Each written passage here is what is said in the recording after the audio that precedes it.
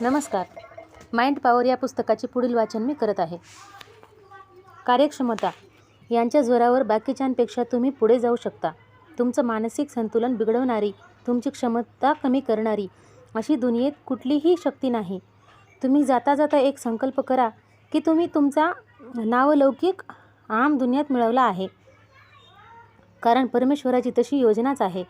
जे लोक ही गोष्ट अमान्य करतात त्यांना माहीत नाही की त्यांच्यामध्येही परमेश्वराचा अंश आहे आणि म्हणूनच त्यांच्यामध्ये एक अपूर्व शक्ती आहे.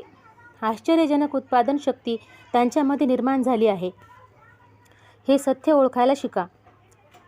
तुम्ही जगात तुमचं स्थान निर्माण केलंच म्हणून समजा. जर तुमचं मन उदास व्हायला लागलं, कुठल्या तरी काही वाईट विचारांनी तुमचं मन बेचैन झालं, तर ताबडतोब काम बंद करून बाहेर निघून जा आणि अशा जागी जा जिथे नैसर्गिक सौंदर्याचा आनंद मनसोक्त लुटता येईल. दूर गेल्यानंतर एक जाणीव होऊ द्या की तुमच्या मनातले मानसिक शांतता भंग करणारे दुष्ट विचार हळूहळू नाहीसे होत आहेत. अशा वेळी मन शांत एकाग्र करणारे विचार मनात येत आहेत. सुंदर गोष्टींवर मन केंद्रित करा.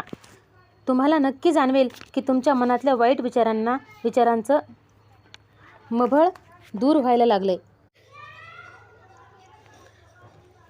अशा वेळी मन शांत एकाग्र करणारे विचार मनात येत आहेत. सुंदर गोष्टींवर मन केंद्रित करा. तुम्हाला नक्की जाणवेल की तुमच्या मनातल्या वाईट विचारांचं मभळ दूर व्हायला लागले. मन उल्हासित होतंय किंवा आणखी एक करा की शांत ठिकाणी जाऊन निश्चय करा की माझ्यातल्या चांगल्या गुणांचा विकास करीन. जे मानवी विकासासाठी आवश्यक आहेत ते गुण आपोआपच तुमच्यात प्रवेश करायला लागतील. ज्या मोठ्या व्यक्तींनी ज्यांची व्यक्तिमत्व विकसित केली आहेत त्यांना जगात कुठलीही गोष्ट अप्राप्य नाही. परमेश्वराने तुम्हाला निर्माणच एवढ्यासाठी केलं आहे की तुमच्यामधल्या दिव्य शक्तीचा विकास हो आणि तुम्ही कुठेच अपूर्ण राहता कामा नये. या विचारांनीच तुमच्या आयुष्यात एक शक्ती संचारेल की तुम्हाला स्वतःलाच आश्चर्य वाटेल. लेखात सांगितलेल्या या उपायाने माझ्या एका परिचिताने स्वतःचं आयुष्य बदलले. जेव्हा त्याला आपलं मन संभ्रमित होतंय असं वाटतंय, तेव्हा तो शांत जागी जाऊन आपलं मन स्थिर करायचा. अरे, तू प्रगतीच्या रस्त्यावर जात नाही आहेस. तू तुझ्या ध्येयापासून ढळतच होतास. तुझं काम तू व्यवस्थितपणे करू शकत नव्हतास.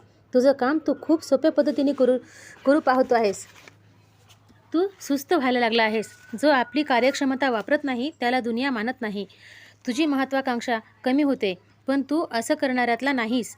तू आता जे कार्य करत आहेस त्यापेक्षाही कितीतरी अधिक पटीने तू काम करू शकतोस. तू विजय मिळवण्याच्या दृष्टीने काम करायला पाहिजेस आणि आता जे तू कर. आजचा दिवस तुझ्या विजयाचा आहे, म्हणून कामाला सुरुवात कर. तुझं यश नक्कीच आहे. तू एकही संधी सोडू नको. मिळालेल्या प्रत्येक संधीचं सोनं कर. तू सफल होणारच. अशा प्रकारचं स्वगत तू करायचा. अनेक लोक त्यांच्या ग्रहांना दोष देतात, पण मूळ कारण त्यांचा स्वतःवर विश्वास नाही. म्हणूनच ते नशीब किंवा ग्रहांच्या चक्रात अडकतात. जो स्वतःला कमकुवत समजतो तोच मार खातो. माझ्या नशिबात चांगले पदार्थ नाही आहेत, ते तर लोकांच्याच नशिबात आहेत असे म्हणून तो नशिबाला बोल लावतो. पण जो विजयी समजतो तोच विजय मिळवतो. तो आपल्या कार्यक्षमतेने निश्चयाने काम करतो, त्यालाच विजय मिळतो. त्यालाच चांगल्या गोष्टीचा लाभ होतो. आशावादी आणि उच्च विचार असणाराच जगात यशस्वी होतो. जो स्वतःची योग्यता ओळखतो तोच या जगात यशस्वी होतो. प्रत्येक जण महान होऊ शकत नाही. जगात बहुसंख्य लोकांना आपली क्षमता काय आहे हेच कळलेले नसते. आपली क्षमता ओळखून त्याचा पुरेपूर उपयोग करून घेणं जरुरी असतं. ज्याला आपले गुण आणि दुर्गुण समजले तोच यशस्वी होतो. आपल्या अंगातले गुण विकसित करताना एक महत्त्वाची गोष्ट अंगी बाणवावी लागते. ती म्हणजे तुम्ही आपली निरीक्षण शक्ती वाढवली पाहिजे. आपल्या आजूबाजूला काय चालले आहे याचे बारकाईने निरीक्षण केले पाहिजे. त्याचा आपल्याला व्यवहारात उपयोग होतो. तुम्ही आयुष्यात सतत जागृत आणि जिज्ञासू राहिलात तर तुमची मानसिक ताकद वाढते. तीव्र निरीक्षण शक्ती असणे ही गोष्ट संपत्ती मिळवण्यापेक्षाही श्रेष्ठ आहे. रस्किन बॉन्ड हा लेखक तीव्र निरीक्षणाशक्तीसाठी प्रसिद्ध होता. मानवी मानवी मेंदू हा संगणकापेक्षाही जास्त कार्यक्षम आहे. पशु, पक्षी, नद्या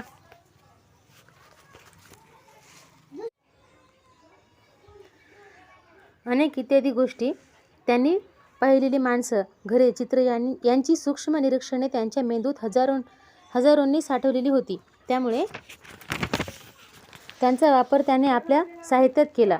त्याला प्रत्येक वस्तूतून काहीतरी शिकायला मिळत असे आणि त्यातील रहस्य कळत असे.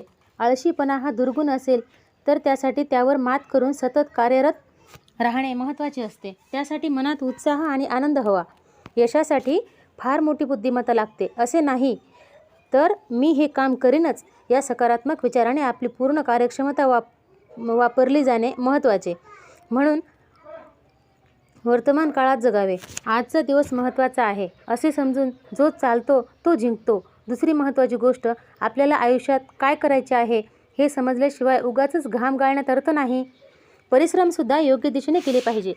जगात हे किती लोक आहेत जे आपल्या आतला आवाज शब्दात प्रकट करतात. माणूस जसा विचार करतो तेच तो शब्दात मांडत असतो. त्याचा स्वभाव, आदर्श हे शब्दातून प्रकट होत असतात. चेहरा हा विचारांचा आरसा आहे असं म्हणतात. मानवी जीवन हे विचारांचंच प्रतिबिंब असते. शब्दांत इतके सामर्थ्य असतं की ते आयुष्याच्या विविध अंगांवर प्रभाव टाकतं. तोंडातून निघालेले शब्द त्यांचा मनावर खूप प्रभाव पडतो. फ्रेंच सैनिकांना त्यांची सेनापतीने जर्मन सेना फ्रान्सच्या भूमीत प्रवेश करू शकणार नाही हा जो आदेश दिल्यामुळे सैनिकांचे सामर्थ्य दुपटीने चौपटीने आपोआपच वाढले. दृढ शब्दात केलेली आशावादी घोषणा लढाईचा मूलमंत्र बनली. फ्रेंच सैनिक या शब्दांच्या विश्वासांवर बॉम्ब वर्षावात हसत हसत आपली जीत होणार या भावनेने पुढे जात राहिले. मृत्यूचे किंवा कैदेचे भय त्यांना लढण्यापासून परावृत्त करू शकले नाही. या युद्धभूमीवर हजर असलेल्या एका जर्मन डॉक्टरने म्हटले की मृत सैनिकांच्या चेहऱ्यावरील देखील आत्मविश्वास होता. मूर्छित सैनिकही जर्मन सेना फ्रान्सच्या भूमीवर पाय ठेवू शकणार नाही असे पुटपुटत होता. शेवटी झालंही तसंच. जर्मन सैनिक फ्रान्समध्ये जाऊ शकले नाहीत.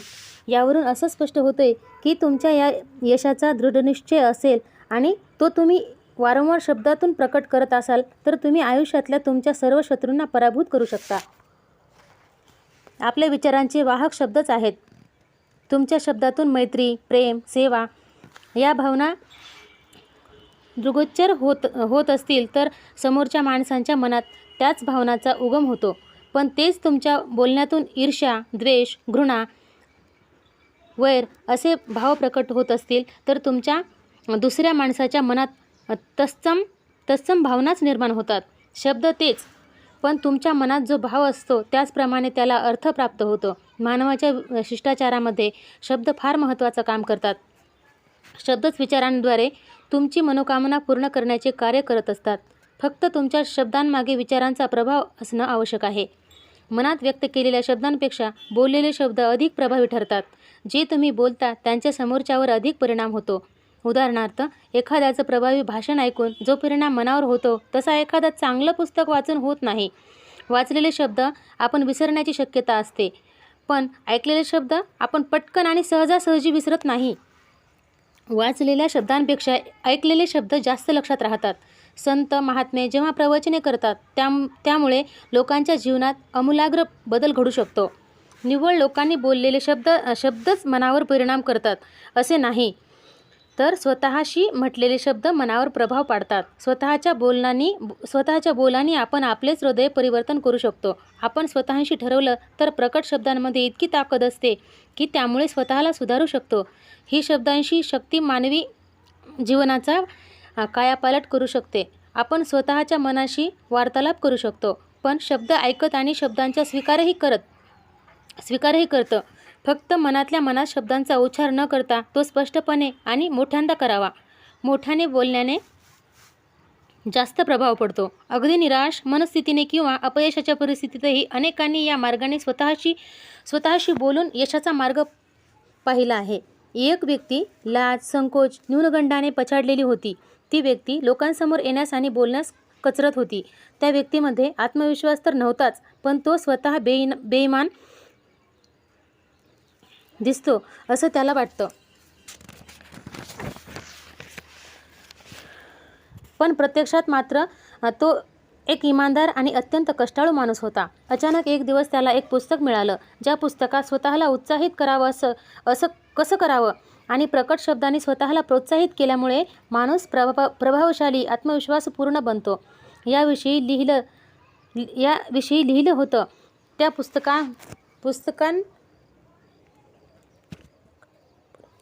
पुस्तकांबरोबर हुकूम त्याने तसे वागायला सुरुवात केली. रोजच्या रोज त्याने स्वतःशी बोलायला सुरुवात केली. काही दिवसांनंतर त्याला स्वतःमधला बदल लक्षात यायला लागला. त्याच्या विचारांमध्ये फरक पडायला लागला. त्याची बरीच कौशल्ये त्याला समजू लागली. हळूहळू तो भाषणे करू लागला. मग तो अध्यक्षही बनला. त्याचा लाजरा स्वभाव बदलला. त्याचा अविश्वास दूर झाला आणि स्वतःच्या योग्यतेवर, क्षमतेवर त्याला खात्री वाटायला लागली. सतत स्वतःच्या सूचनांवर काम केल्यास जगातली कठीणातली कठीण गोष्टही साध्य होते. स्वयंसूचना पालन केलं तर अनेक मानसिक शक्तीचं दर्शन आपल्यालाच होतं. आपल्या आतमध्ये अनेक सुप्त कौशल्ये दारुगोळ्यासारखी ठासून भरलेली असतात. त्याला फक्त स्वयंसूचनेची बत्ती लावावी लागते, म्हणजे सुप्त शक्तीचा दारुगोळा पेट घेतो.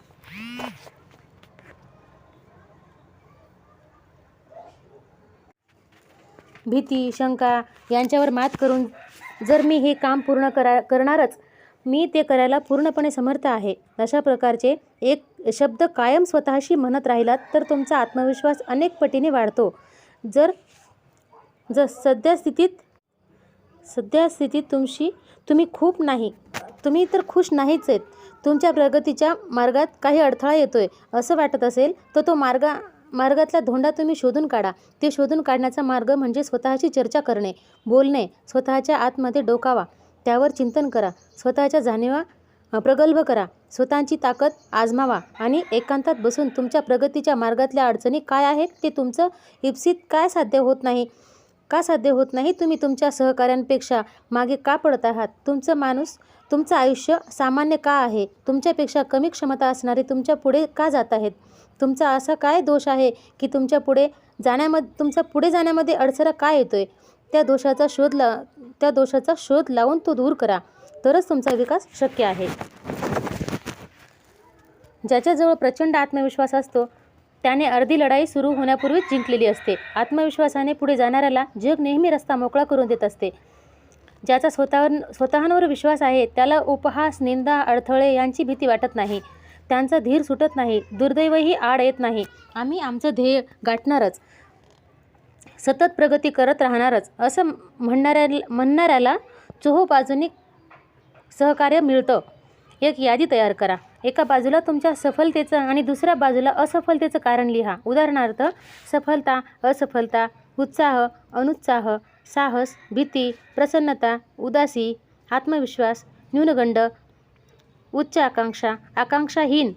आता दोन्ही गुण या दोष यांचा विचार करा. जे गुण दोष तुमच्यात आहेत त्यावर खून करा. तेव्हाच कळेल तुमच्यामध्ये गुण जास्त आहेत की दोष. तेव्हा आपल्याला कळेल की तुमची प्रगतीचा मार्ग का खुंटला आहे. यांवर तुमचे दोष घालवण्याचा प्रयत्न करा आणि गुण वाढवण्याचा प्रयत्न करा. मगच तुम्हाला समजून येईल की तुमची किती शीघ्र गतीने यशस्वीपणे तुमचे ध्येय गाठता. स्वतःमधलं न्यून दूर करण्यासाठी तुमची स्वतःशी पुढीलप्रमाणे स्वगत बोला. मी परमेश्वराचा लेक आहे. माझ्यामध्ये ईश्वरदत्त गुणांचा खजिनाच आहे. मी शक्तीच्या जोरावर मला जे अपेक्षित आहे ते साध्य करू शकतो. मी ताकदवान आहे. मी साक्षात यशाचं प्रतीक आहे. माझ्याजवळ जे करायचं आहे त्याचीच पूर्ण योग्यता आहे. स्वतःला मी तुच्छ, हीन मानणं म्हणजे ईश्वराचा अपमान आहे, कारण माझ्यामध्ये ईश्वरी अंश आहे. मी जर आशा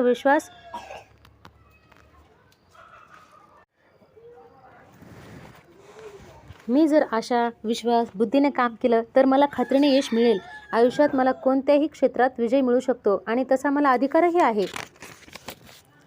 अशा प्रकारे स्वतःशीच बोलून तुमच्या जीवनात तुम्ही परिवर्तन घडवू शकता आणि उत्साह, धाडस, आत्मविश्वास यापैकी कमी असलेला गुण तुम्ही वाढवू शकता. स्वतःला सांगा, दृष्टिकोनाची ताकद येते, दृढनिश्चयाने ताकद येते, त्यावर माझा अटळ विश्वास आहे. लार्सन यांनी रोजच्या अभ्यासासाठी काही वाक्ये लिहिली होती. पहिलं वाक्य, मी कौतुकास्पद कार्य करेन. दुसरं वाक्य, मी आयुष्यात यशस्वी होईन आणि मी तसा होणारच. तिसरं, मी माझ्यातले आणि बाकीच्या लोकांमधले गुण जाणून घेईन. चौथं वाक्य आहे, मी संकटकाळी हिमतीने मार्ग काढेन, उलट त्या संकटांनाच संधीमध्ये रूपांतर करेन. पाचवं, माझे वागणे, बोलणे नेहमी उत्साहवर्धक, स्फूर्तिदायक, प्रेरणादायक राहील. आणि 6वं वाक्य, मी नेहमी जनहितार्थीच काम करेन. अशा प्रकारे स्वतःचा गौरवशाली उल्लेख केल्यानंतर तुमच्यातला आत्मविश्वास जागा झाला नाही तर नवल. जगातले तत्त्वज्ञ, संशोधक, लेखक या मोठ्या लोकांना आपलं म्हणणं कधी सिद्ध करण्याची गरजच पडत नाही. त्यांचा आत्मविश्वास त्यांच्या व्यक्तिमत्वासाठी काम करतो.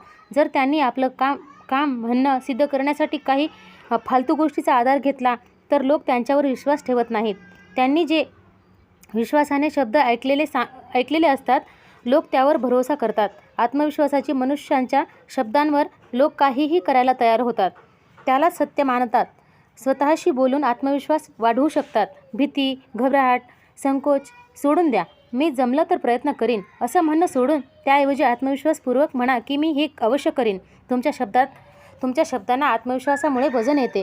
तर आत्मशक्तीचा स्रोत परमेश्वर आहे. हे पण लक्षात ठेवा की तुम्ही जे काही म्हणता त्याच्या सत्तेवर तुमचा विश्वास पाहिजे. जर तुमच्या शब्दांना तुम्हीच मनापासून स्वीकारलं नाहीत, त्यावर खंबीर राहिलं नाहीत, तर त्या शब्दांना काहीही अर्थ राहणार नाही. जे निर्जीव होतील. तुमच्या प्रत्येक शब्दांमागे तुमचं आत्मिक बळ आणि त्यांचं समर्थन असलं पाहिजे. परमेश्वरांची लेकरं त्याला सारखीच आहेत. तो आपला पिता आहे. तो सगळ्यांवर सारखंच प्रेम करतो. कुणाच्याच बाबतीत पक्षघात करत नाही. सगळ्यांना एकसारखा अधिकार आणि वरदानही देतोच. जो प्रामाणिकपणे काम करतो त्याला तो योग्य फळ मिळतो आणि देतोही देव. म्हणूनच तुमच्या इच्छाप्राप्तीसाठी ईश्वराने मनापासून ध्यान करा, त्याचे आभार माना. तुमच्या ध्येयाचा उच्चार सतत करा आणि ते सफल होण्यासाठी अव्याहत प्रयत्न चालू ठेवा. संधी कधी आपणहून येत नाही, ती तुम्ही निर्माण करावी लागते. त्यावेळी तुमची प्रतिज्ञा प्रकट होईल. जेवढ्या वेळात तुम्ही उच्चार कराल तितक्या वेळा तुमच्या ध्येयाला मानसिक बळकटी मिळेल. तुम्ही तुमची स्तुती करो अथवा निंदा, तुमचं ध्येय तुम्ही सोडू नका. हजारो लाखो लोक जरी तुम्ही तुमच्या विरुद्ध गेले तरी तुमच्या निर्णयावर तुम्ही अटळ राहा. तुमचं काम तुम्ही केलेच पाहिजे. दुसऱ्यांच्या भरोशावर सोडू नका. तुम्ही स्वतःचा सखा मित्र समजून संभाषण करा, तरच तुम्ही स्वतःला ओळखू शकाल. त्यामुळे तुमच्यातल्या त्रुटी दूर करून गुणांची वृद्धी होईल. आयुष्यात काहीतरी करून दाखवण्यासाठी, आपली मान उंच करण्यासाठी स्वतःशी बोलणं अत्यंत महत्त्वाचं आहे. एडिसनला त्याच्या मित्रांनी जेव्हा दारू पिण्याचा आग्रह केला तेव्हा त्याने दिलेले उत्तर मार्मिक आहे. माझ्या शरीराची आणि मनाची क्षमता मला पूर्णपणे वापरायची आहे, म्हणून मी दारूला स्पर्शही करत नाही. जर मी दारू प्यायलो तर सुरुवात केली तर त्या माझ्या दोन्ही शक्तीचा ऱ्हास होईल आणि मात्र भविष्य अंधकारमय होईल. कुणी निंदा केली, घाबरायचं किंवा निराश व्हायचं नाही. कुठल्याही निंदेमुळे तुमचा विश्वास ढळणार नाही. प्रत्येक माणसात अशी शक्ती आहे जी निंदेशी टक्कर देताना कधी खचत नाही. प्रत्येकात ईश्वरी अंश असल्यामुळे निंदा या ईश्वरी शक्तीपुढे टिकाव धरू शकत नाही. शंकेखोर मनाने काम करणे आणि यशाच्या अपेक्षेने काम करणे या दोन्ही परस्पर विरोधी गोष्टी आहेत.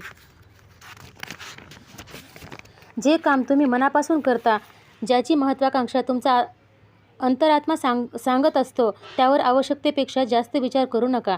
तुमच्या मनाची स्थिती द्विधा करू नका. दुविधेत पडलात तर तुमचं भविष्याचं काही खरं नाही. अवश्य ती काम करायलाच विसरणे, प्रत्येक बाबतीत शंका घेणे, संशय असणे या गोष्टी म्हणजे स्वतःमध्ये ईश्वरी शक्तीचा अभाव असणे आहे. तुमचा आदर्श हे तुमचं लक्ष असू द्या. जी व्यक्ती तुमचा आदर्श आहे ती अत्यंत कार्यक्षम, दृढनिश्चयी, आत्मविश्वास असणारी पाहिजे. त्याच्या आदर्शामुळेच तुम्हाला पुढे जाण्याची प्रेरणा मिळत आहे. जेव्हा तुम्ही कामाला सुरुवात कराल तेव्हा कदाचित तुमची चूक होण्याची शक्यता आहे. पण घाबरू नका, धीर सोडू नका, घाबरून पाय मागे घेऊ नका, भ्याडपणे जगू नका. मी मागे हटणारच नाही या शब्दावर स्वतःचीच उच्चारा.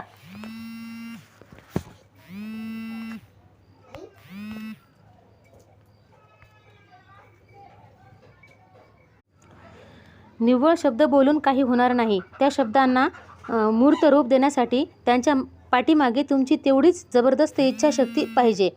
नेहमी आपण जिंकणार, सफल होणार ही भावना मनात ठेवा. तुमच्या चेहऱ्यावरून, डोळ्यातून, बोलण्यातून, वागण्यातून ही भावना, आत्मविश्वास प्रकट झाला पाहिजे. स्वतः सरशी होऊन दुसऱ्यांसाठीही तुमचा आदर्श ठेवा. एकामुळे बाकीच्या लोकांचाही लाभ होतो. स्वतःशी बातचीत म्हणजे प्रगतीपथावर राहणे. स्वतःशी बातचीत करण्यामध्ये वेळ, आवश्यकता, व्यक्तीनुसार फरक हा असणारच. पण मनापासून केलेली प्रतिज्ञा, वारंवार केलेल्या उल्लेखामुळे त्यातली शक्ती दुप्पट वाढते. दृढनिश्चयाने केलेली प्रतिज्ञा पूर्ण होण्यासाठी ईश्वरी आशीर्वादही तेवढेच महत्त्वाचे काम करतो.